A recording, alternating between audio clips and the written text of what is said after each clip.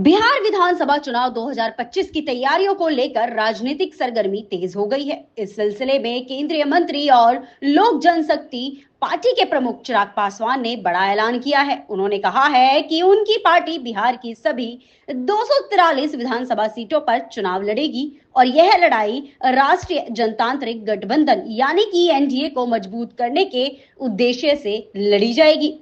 भोजपुर जिले में एक जनसभा को संबोधित करते हुए उन्होंने यह बात कही है। चिराग पासवान ने स्पष्ट किया है कि उनकी पार्टी किसी भी तरह से एनडीए से अलग नहीं है, बल्कि उनका लक्ष्य गठबंधन को और अधिक मजबूती देना है।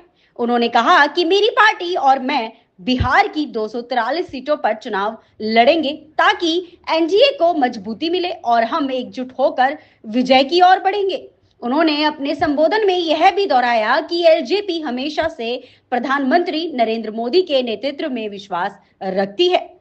भोजपुर की सभा में चिराग पासवान ने तथाकथित जंगल राज पर तीखा हमला बोला है। उन्होंने कहा कि जब तक जंगल राज की बात करते हैं तो लोग इसे केवल आरजेडी से जोड़कर देखते हैं, लेकिन सच बात यह है कि इसके लिए कांग्रेस भी बराबर की जिम्मेदार है। बिहार के उस दौर में दोनों दल सत्ता में साझेदार रहे और राज्य को अराजकता की ओर धकेला है।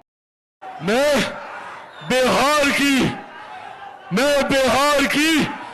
243 सीटों पर चुनाव लड़ूंगा। मैं बिहार की हर एक सीट से बिहार को फर्स्ट और बिहारियों को फर्स्ट बनाने के लिए चुनाव लड़ूंगा।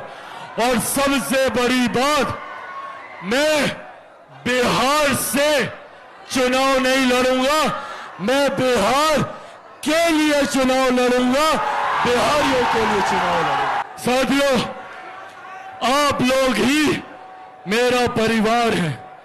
अब मेरे पिता इस दुनिया में नहीं है। जिनको मेरा पिता बनना था उन्होंने भी मुझे घर से बाहर निकाल दिया। ऐसे में मेरे पिता आप हैं, मेरी माँ आप हैं, मेरे भाई आप हैं, मेरी बहन आप हैं, मेरा परिवार आप है।